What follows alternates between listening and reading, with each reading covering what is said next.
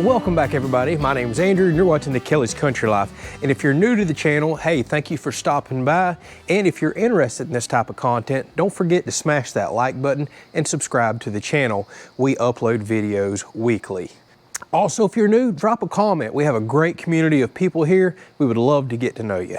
So in today's video, as y'all can see, we just got done painting the roof. This is kind of part 2 to the painting series on wrapping the pole barn house up right here. And it's been a heck of a job. It's actually taken me 2 days because one, well, I ran out of paint. I severely underestimated how much paint it was gonna take to do this roof because you just don't think about the additional square footage of painting on 2 different sides and the bottom side of a 2x6 before you ever make it to the flat surface areas. Also, yesterday in part 1, you seen that we painted the house. That went 5 times as quick as this roof right here did. So to answer a couple quick questions, then we're gonna get right back to painting. People are probably wondering why on earth I painted the roof. Now I'm gonna be the first to admit, it looks okay. It looks okay. I think I was hoping for something a little better, but that paint is temporary. And by that, what I mean is we have decided that we're gonna do tongue and groove pine ceiling on all of this porch, and it's over 1,300 square feet to do. That's gonna cost thousands of dollars. And if you've been watching along on this journey, hey, we are a couple hundred videos into building this pole barn house. We've been paying out of pocket. It took us years and years to save for that, and we've kind of stretched our budget as far as it can go. So I decided to paint the roof because one, it's Florida, extremely high humidity. We had tons of rain last year, and as y'all could see, we had a lot of stain, mildew stain. I've even tried cleaning some of this roof. That permanent stain will not come out. So I bought a really nice Sherwin-Williams paint that supposedly has a stain blocker in it and a mildew blocker. So that's awesome that it'll actually block that. As well as we have a really big problem with carpenter bees down here. They like to bore into the wood and eventually they can cause major structural problems. I've already seen a couple of holes and I'm seeing the bees flying around left and right.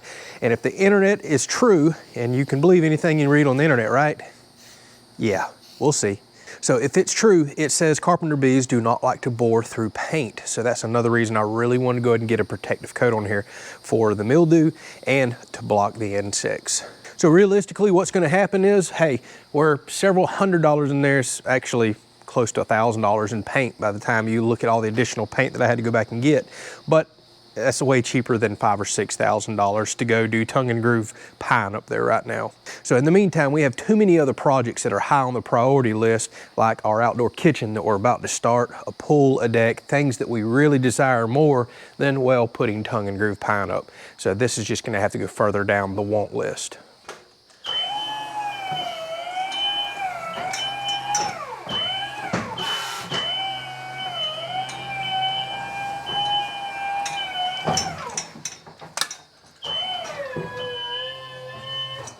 So now the cool part, we had to take all of this prep work off that we did and start painting the trim.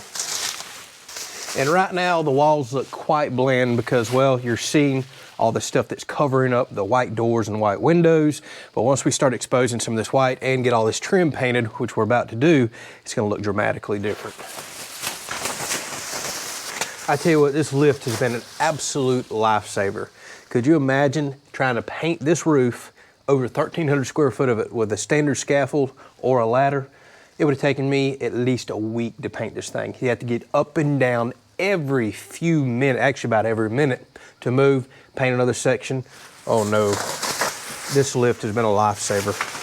If you're looking at building a home, you really need to really consider budgeting one of these in and buying it.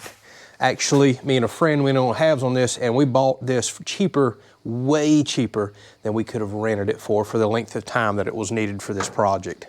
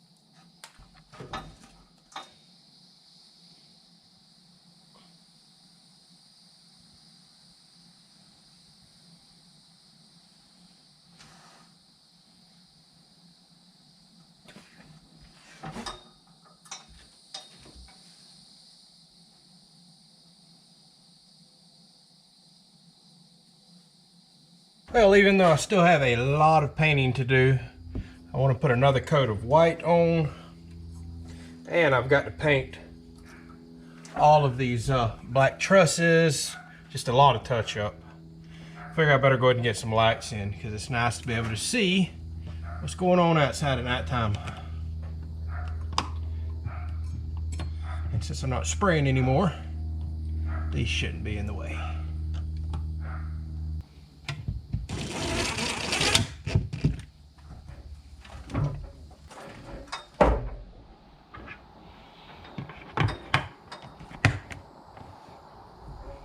All right, so what do you think of this? It's been a heck of a chore to get to this point, actually several days, and I am nowhere near finished. It is burning up hot out here. You can see I'm in my flip-flops.